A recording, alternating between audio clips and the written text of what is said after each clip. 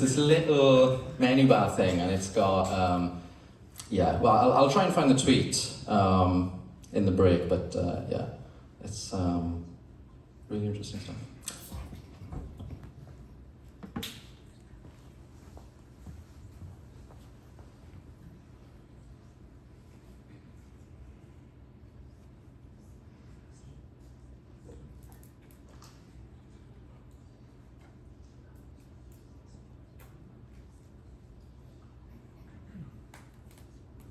Okay. Can anyone hear me? Can everyone hear me? Yes? Good.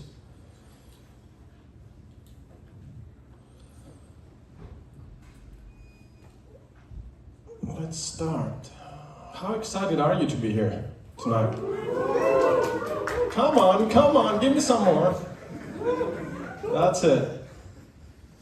Okay, so my name is Marcos. I'm a software engineer. I started as an iPhone developer in 2009, I think. It was just on the dawn of the App Store, if you remember that. I did the Stanford iTunes course. Who has done the Stanford iTunes course? Wow, look at that. It's amazing. And before that, I used to be a Java enterprise web developer. Anyone here done Java before? Is doing Java? Oh, wow, I'm impressed. I did not expect that. Look at that. That's amazing.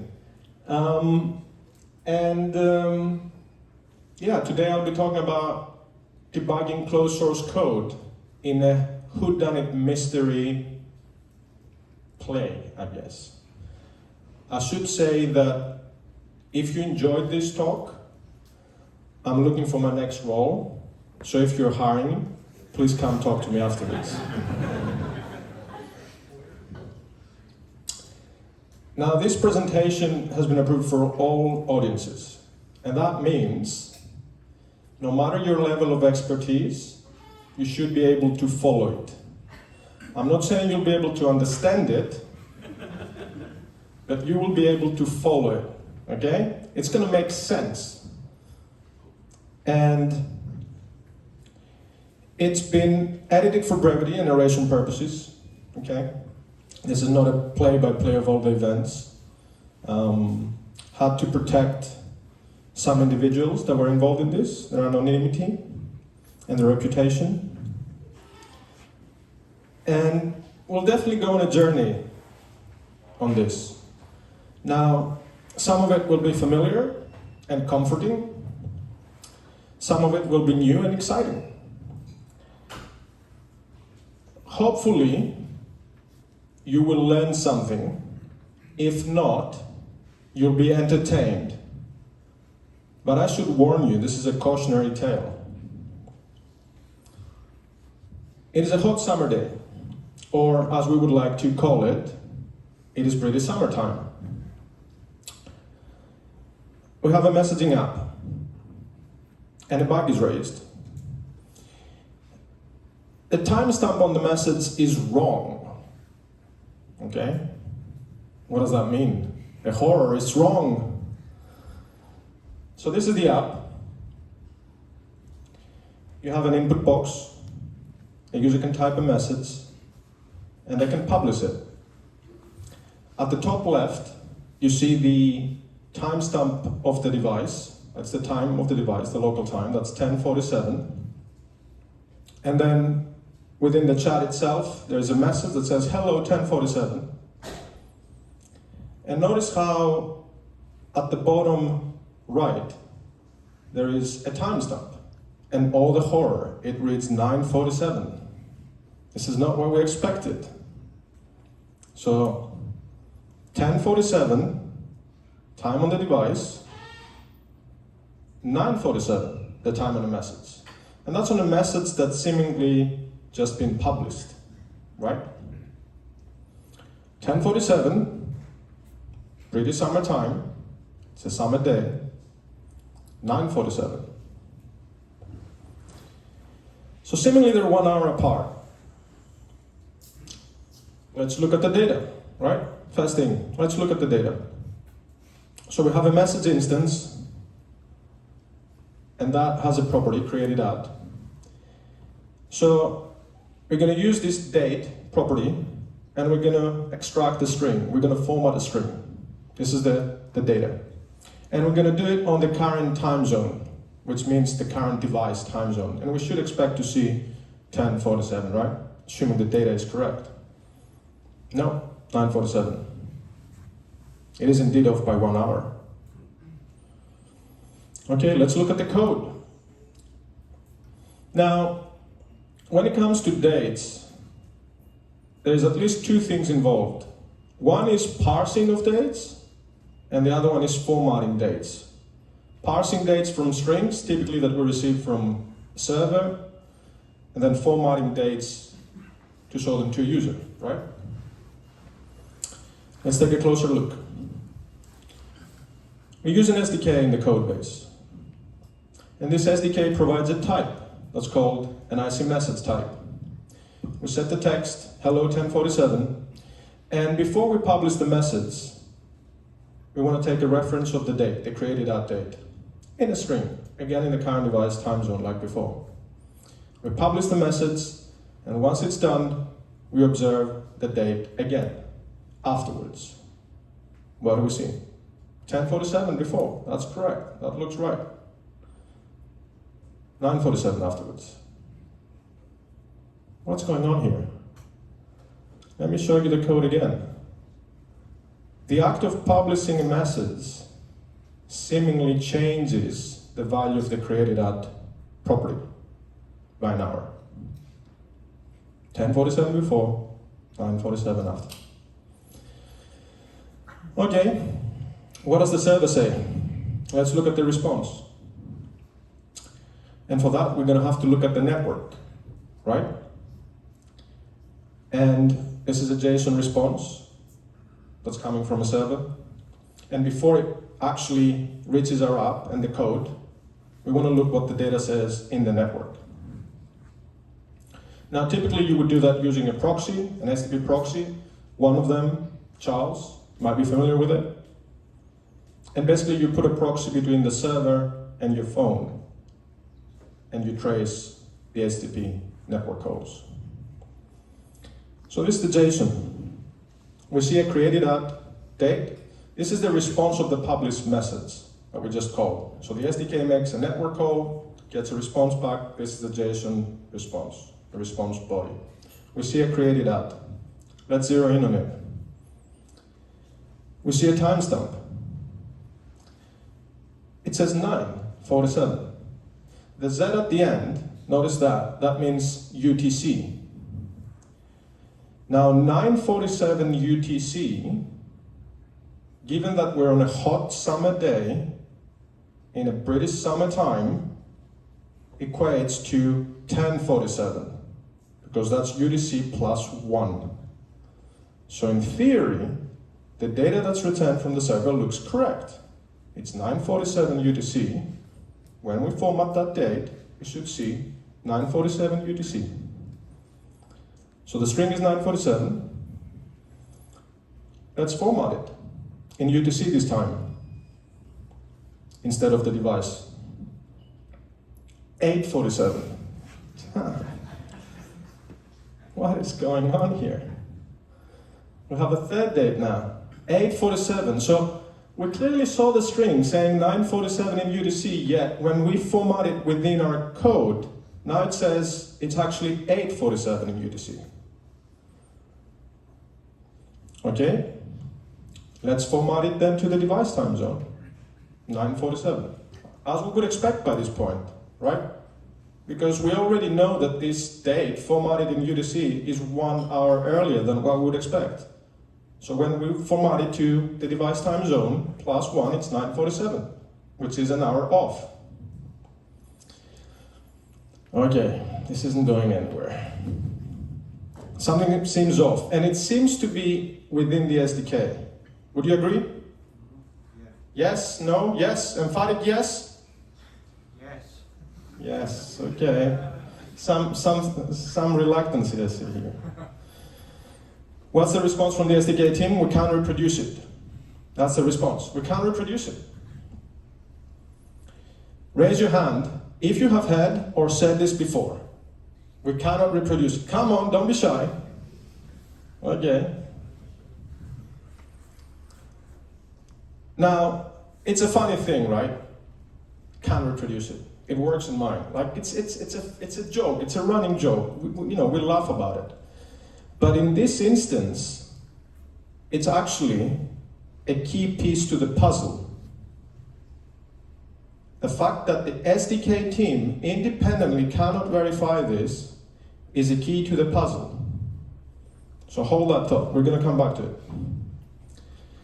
Now, when it comes to dates, when you're working with fixed format dates, like ISO 8601, in order to guarantee consistency across simulator devices and user settings, you need to make sure that when you pass that string, you set two things. You set the locale to NUS POSIX and the time zone to UTC or GMT. Or you use the ISO 8601 date formatter, if you can do that. But that's limiting your formats. If you don't do that, then I can guarantee you one day you will get a bug report like this. So make sure, if you take one thing away from today, is go back to your desk tomorrow, don't go now, and check your passing code that passes ISO 8601 dates, and make sure you set the date formatter to have an NUS POSIX and GMT or UTC time zone.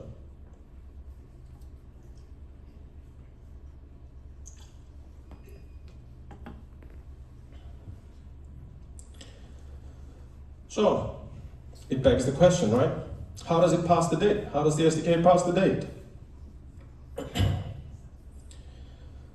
The response, yes, it's doing the right thing. It's like you said, that's what we do. Okay. That's another piece to the puzzle mystery. Again, I know it doesn't seem like it, but it's a piece to the mystery. The fact that they use the correct way to pass the string, while seemingly we get the wrong date, is a piece. The next thing, okay, let's check the version. Are we testing the same version here? Like I'm testing the SDK here with the app. Are you using the correct SDK? Checked my app, the SDK team, and it was using an earlier version of the SDK. You gotta be kidding me, right? So guess what? It was an earlier version. They were using the wrong version. That's it. That's the talk. Thank you for coming. Thank you. No? You're not satisfied? You want a deeper mystery from that? Okay, let's turn the lights back on then. However, I've now updated it to use the same version, and I still do not see the issue.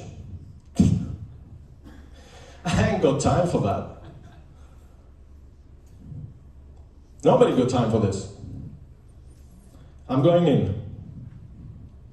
Let's debug the SDK, right? But how do we do it? We don't have the source code.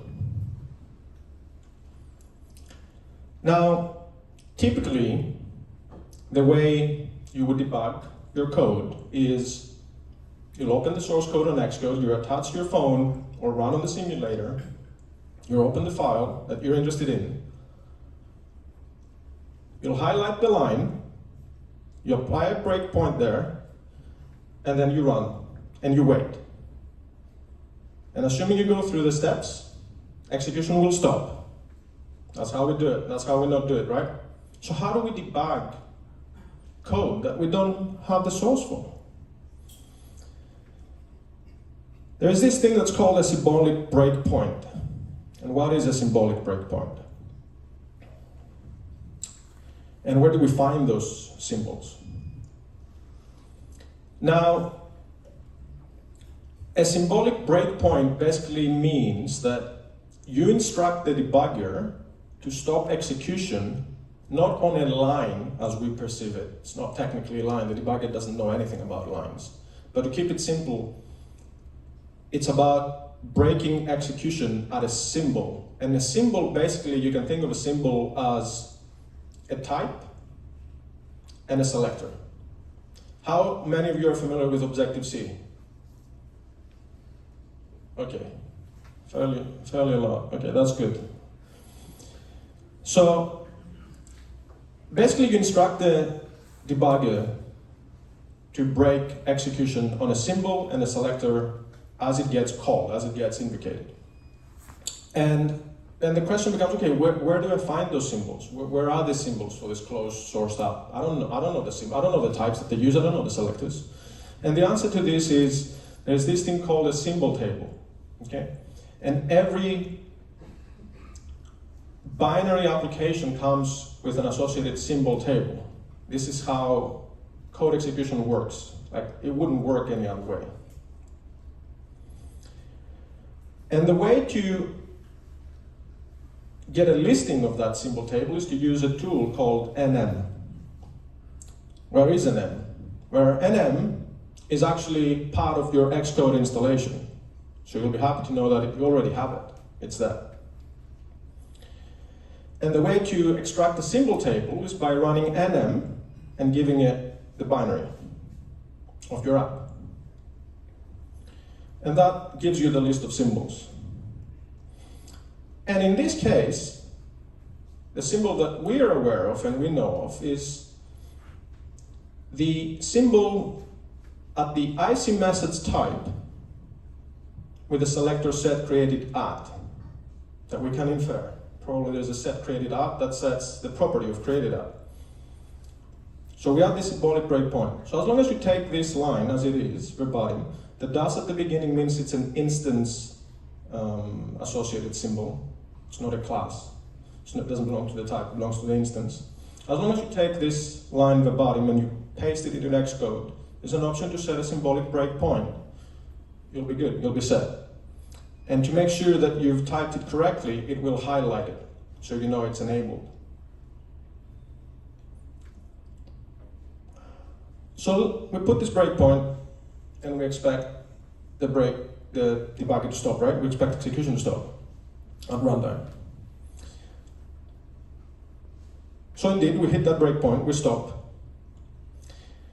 And then we're in familiar grounds.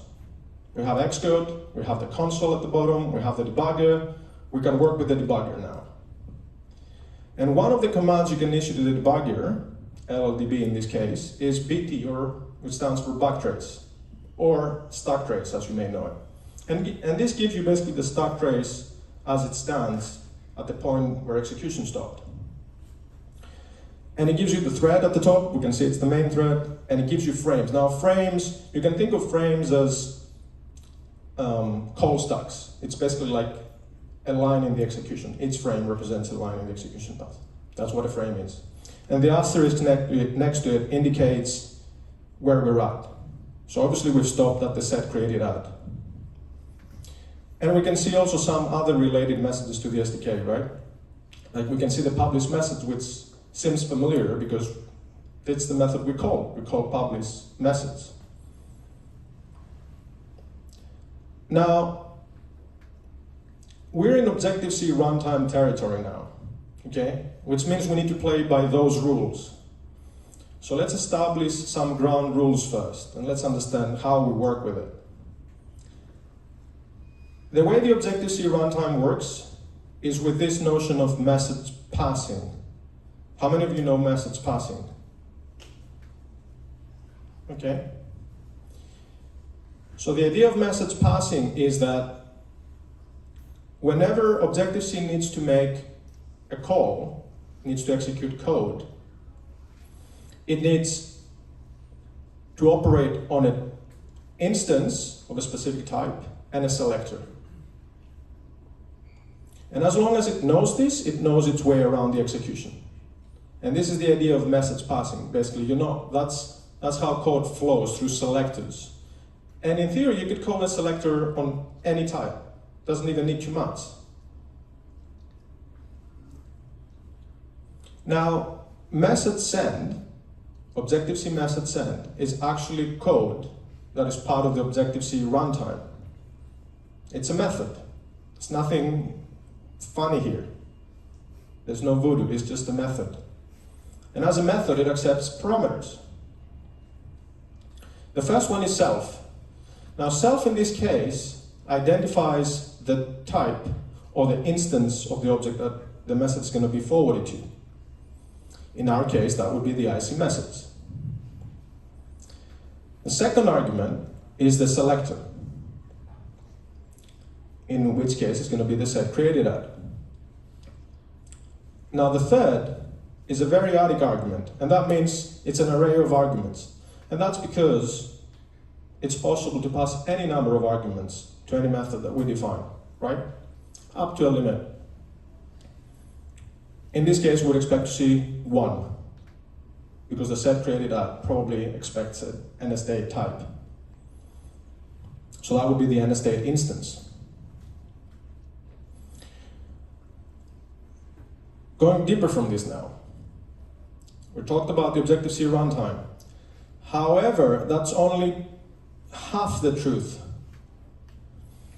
Because here, we're also operating in assembly code.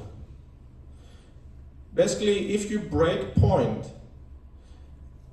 you might have noticed if you walk outside of your source code, like this funny page that has all these funny symbols like move Q, and some of it reads as if it's your code, but then other doesn't make sense, and you see some memory numbers and everything. This is assembly code, right?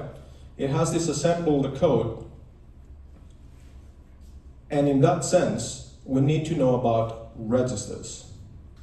What are registers? And how do they relate to this objective message send? The way to think about registers is they hold the state of your application or the local variables of your applications. How many of you are familiar with registers? Okay, still quite a lot. That's good. So they hold the state of your application or local variables of your execution at this point. And thinking back about object message send, the first register has a name, it's $RDI. There's an asterisk there, but for now it will do. The second is RSI, which represents the method or the selector. The third is the date that it's being set, RDX, and that's how we can access those values. So let's print RDX. And we see that the value is 847 UDC. So let's unwind, let's go back to Objective-C, let's go back to the SDK code. We have a JSON string that comes in from the server. It reads 947 UDC. This string is being converted into a date. This date, we print it out, and we see it's 847. Now, we knew this, you might say, but now actually we've narrowed down even further, like we've squeezed out all of the surrounding code to the point where we're like, the minute that method is set, not when we read it, because previously we were reading that value 847 to format it to the user, and we said when we read it, it was 847. But now we're saying before it's even set, it's already 847. So there's something, we've narrowed this down even further between getting the JSON in before we set it. So it's 847. So again, we haven't learned anything new, but we've zeroed in a little bit. Let's move up in the stack trace. Now the way you do it, because the debugger talks in frames, like we said, not in line numbers, is you navigate the frames. And it's very easy to do. You just say frame, select, and the number of the frame. So now I want to go to frame number 2. And this is the method that gets called to handle the success response. If we think about the code, we publish methods, we expect there's going to be some handler that passes that response. This is where we're at. And this is what it looks like if we do the backtrace again. So we can see the asterisk has moved down to frame number 2. Now,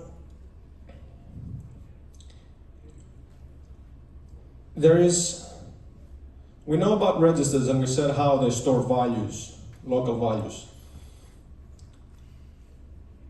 There are also general purpose registers. That means there are registers that are used freely to store values within a scope. In this case, we're within the scope of the completion handler. We're not talking about a method that gets called anymore. We're in the scope of a completion handler that's about to handle that JSON response. And if you type in the debugger register read, it will give you all basically the local variables or all the registers that are involved in that scope. Now, some of them at the top are common, but then if you read down to like R13, R14, R15, these are the ones that we're interested in. By the way, the text that you see at the side is really comments. So the debugger adds comments so that it's easy for you to know which registers respond to what and correspond to what. That's why you see like Objective-C code here, even though we're in assembly language. That's all there is. It's just comments. So let's print those local registers. We print R13, no, doesn't have any value. We print R14. We see the JSON string. That's the JSON string that just came back from the server. We print R15, some binary data. Doesn't seem to be related. Let's focus in on register 14. We see 947. So again, we're trying to zero in. We're going past the network, past HTTP, we're now into the code as part of that completion block that handles that JSON string as it's returned. And on the other hand side, we've zeroed in from the set created before we set the date. So we've really narrowed it down. Created on 947, again, as we would expect, this is what we saw on the JSON. And they created at 847. Let's look at the clues. So we've zeroed down, we've zeroed in. The SDK team is unable to reproduce outside of our code base. Now this is a good thing, right? We try to isolate things, we try to remove things, we want to create a sample as small as possible to reproduce this. So we've done well, but in doing so though, they can't reproduce it. But it's key. The date parsing is correct. The SDK team told us that the date parsing is correct. And that's the date parsing within the SDK. Which leaves us with one thing that can alter runtime execution. And that is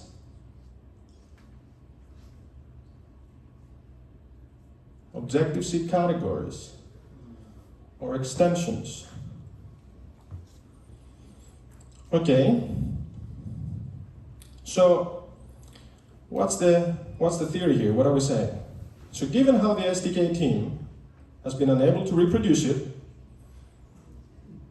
independently, and how the date parsing is correct within the SDK, I'm now considering whether this is caused by an Objective-C category at runtime. Now this category belongs either to our code base that uses that SDK, or in some third-party dependency that we brought in and customized existing classes that are involved in the parsing. Because clearly, we've zeroed it down, we've narrowed down to the parsing. We have a string, we have a date, we know the date is wrong, we know the string is correct. There's something going on in the parsing. Potential candidates, probably, and a state formatter. We like to, scope these extensions in the related types. Anything that is used to create a date instance or to parse string dates, basically. The SDK team comes back. The SDK basically does this. Okay, that's revealing. I mean, in some ways it doesn't tell us much. We can see the date formatter, they weren't lying. They're using NUS locale, they're using GMT for time zone. let's look at the signature. Date from string, accepts a string, a format, okay, and returns a date. Looks promising, but also looks very banal. Meanwhile, while I'm asking this question to the SDK team, I'm doing my homework. So I'm like, okay, let's look at our code base. Can we see something that mirrors that? So the next question I ask to the SDK team is that method by any chance defined as an extension to the NSDate type? Yes, it is defined on the NSDate type. How did I know? Well, I know because we have an extension in our code base that very much matches that signature and is defined on the NSDate type. And what do we see here, and what have we learned? We see a date formatter that doesn't pin to NUS POSIX, doesn't default to GMT or UTC. Makes sense, right? Notice the method signature. They're the same. The name of the arguments don't matter. The name of the selectors matter. Date from string, colon, with format. It's exactly the same. Between our code base, code we wrote years ago, and the code and the SDK team wrote years ago, is exactly the same. Now you might say, what are the odds? But I'll be more careful if I was you about the lesson here. Let's delete the code. Let's delete that extension. Raise a pull request, delete the code. Delete the 4 line of code. Lo and behold, it works. Thank you, thank you. Thank you. It works. What's the moral of the story? Always be prefixing your class extensions. Thank you.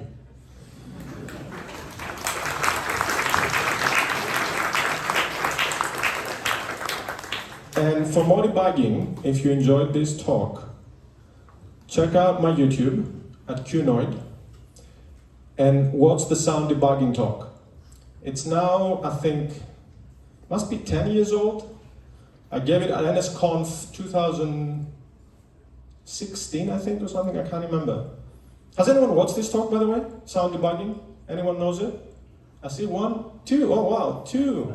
Wow, that's amazing. The rest of you, you go watch it. It might be old, but it's a good one. It's going to help you with debugging. And like I said, I'm looking for a role. Here's my email, or you can come and talk to me afterwards. Thank you.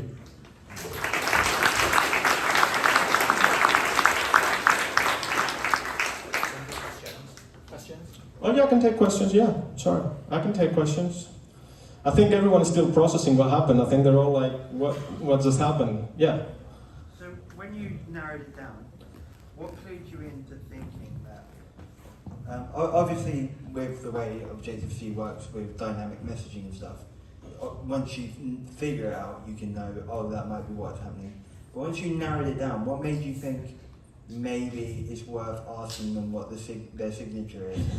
And like, for me, that extra leap you did is the part that I would just probably miss and just get to the point where I'm just like, this is magic. Well, I asked what the signature was and whether it was defined there because I saw it in our code base. So I saw there was an extension. At this point, I had already made the conclusion that there is no other way that I can think of, for at least my next guess, was to go down and think of extensions, because that's the only thing I can think of that could interfere. As if some other code is running that is doing something unbeknownst to us. And remember the clues. One was they couldn't reproduce it on their SDK alone, in isolation, which meant it was something we were bringing in from our code base or third party. That's one. The other thing is, they categorically said, we're doing the right thing, we're passing this code in the way that you're telling us. So again, that clued me into saying, okay, there must be some interference. And I thought of extensions, and then I look at the type, and then it was easy from there, like, okay. Over how long did this all play out? Too long. Too long. Edited for brevity. Edited for brevity and narration purposes. That's it. That's it. Anyone else? Yeah, please. Thanks. So I imagine that this issue is Objective-C only, right? Because in Swift, this has been already solved with modularization. So I wouldn't be so sure. Because Swift also adds, what are they called? It escapes me now. Someone help me. You can use a prefix of you import the module, the package, right? And if there is the same name in Swift, you can just prefix with the name of the package, and it will just select the correct. Yeah, but not for anything that happens at runtime, not for dynamic resolutions. Yeah, but Swift is a lot more. We can talk about it afterwards if you want. That's why I'm asking. The because- chances of this happening are smaller, but it can still happen. You should still prefix your, what are they called? Doug, help me here. Categories or Is it categories in Swift? What are they called? Extensions. Yeah. even in Swift, you should, if you expose it to Objective-C, then you should prefix. Yeah. Yeah, if you expose it to Objective-C, but that's why I'm asking whether still a lot of people still type or use Objective-C. Maybe that's Maybe your dependencies use Objective-C. Maybe your, your partners use Objective-C. Maybe you have all code base that use Objective-C. thank you. But thank you for clarifying this. Yeah.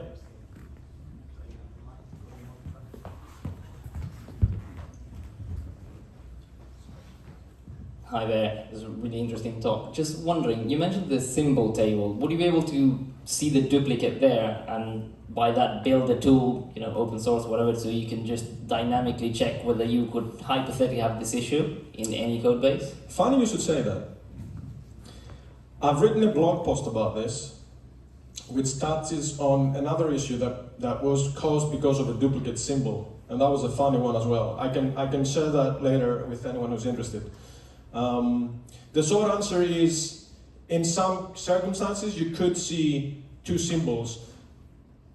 The thing to take away from here, and the single advice I can give here, is the way it would manifest in the logs in Xcode, in the console. You would see something like such and such and such is defined twice in this binary.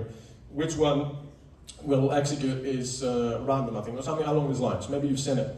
That's how you would see it. But of course, if the log is that long, who's going to see it, right?